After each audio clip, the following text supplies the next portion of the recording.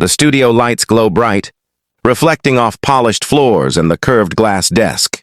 The audience buzzes with anticipation. This is one of those nights where everyone feels something big is about to happen.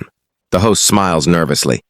Tonight, a conversation about art, responsibility, and the role of storytelling in modern culture. Kevin Costner sits calmly on one side. Relaxed posture, quiet confidence. A man who's spent decades letting his work speak before he does. Across from him sits Whoopi Goldberg, sharp, expressive, unfiltered. She leans back, arms crossed lightly, eyes alert. She's known for saying what others only think. The discussion begins politely. Host: Kevin, your recent comments about preserving traditional storytelling have sparked strong reactions. Costner nods. I think stories should unite people, not lecture them, not divide them. A ripple of applause. Whoopi tilts her head. But who decides what divides people? She asks. Sometimes discomfort is necessary. Stories should challenge power. The air tightens. Costner responds calmly. Challenge, yes. Condemn entire audiences? No. The audience murmurs. Whoopi leans forward now. Sounds like you're saying, artists should stay quiet if their truth makes others uncomfortable. Costner doesn't raise his voice. I'm saying there's a difference between truth and preaching. The host tries to soften the moment. Interesting perspectives from both sides, but it's already too late.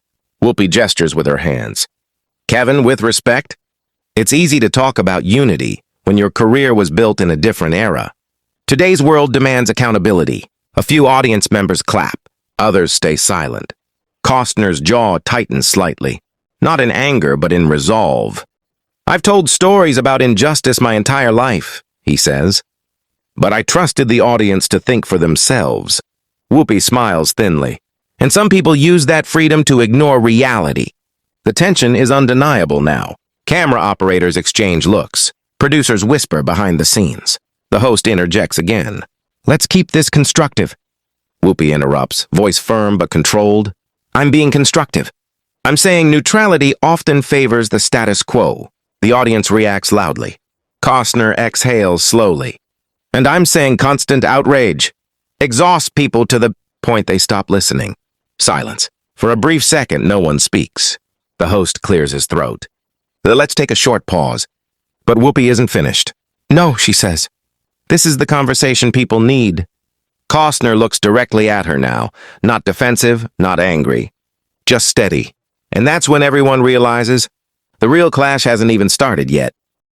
The cameras stay rolling. Whoopi speaks faster now, passion rising. You can't ask artists to stay comfortable while people are hurting.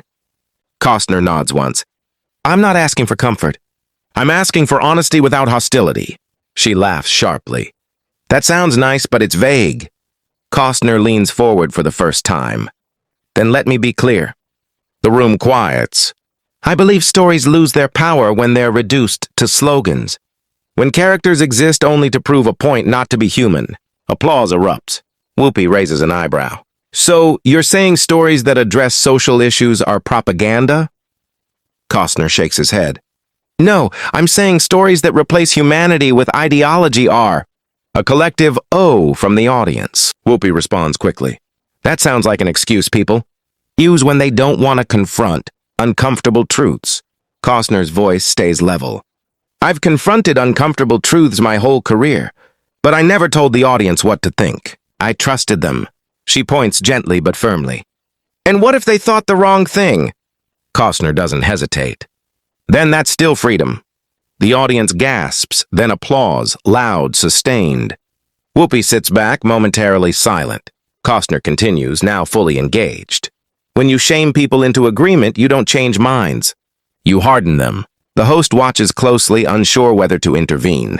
Whoopi finally speaks again, slower this time. So what? You think criticism itself is the problem? Costner meets her gaze. No, I think contempt is. Silence again. He adds, there's a way to speak truth without treating half the country like villains. The words land hard. Some audience members stand, clapping. Others remain seated, arms crossed. Whoopi exhales, then responds with intensity. Easy words. But people don't live in theory, they live in consequences. Costner nods. Exactly. And that's why stories should open doors, not slam them. The host jumps in quickly. Powerful points from both sides. But the damage or impact is done. Whoopi looks thoughtful now, no longer combative. Kevin leans back, hands folded. Calm restored. The clash wasn't loud. It wasn't insulting. But it was decisive. The audience feels it. This wasn't about winning an argument. It was about redefining it. The segment ends, but the tension lingers. As the show cuts to commercial, producers scramble. Social media is already exploding. Back from the break, the host addresses the moment carefully. Well, that was certainly a conversation people will be talking about. Whoopi nods slowly. They should talk about it. Costner smiles faintly. That's all I ever wanted. The host asks one final question. If you had to sum this up in one sentence, what would you say to artists watching tonight? Whoopi thinks for a moment. Don't be afraid to speak. The host turns to Kevin. Costner pauses. Don't forget to listen. The audience applauds, this time together. After the show, clips spread online like wildfire. Headlines read, Kevin Costner calmly dismantles heated argument. Explosive clash turns into masterclass in communication. Two legends, one unforgettable moment. Comment sections explode. Some side with Whoopi, some with Kevin. But most agree on one thing. This wasn't a shouting match. It was a shutdown through composure. In the green room, Whoopi approaches Kevin. You're stubborn, she says, half smiling. He chuckles. So are you. They shake hands. No cameras catch that moment, but it matters most.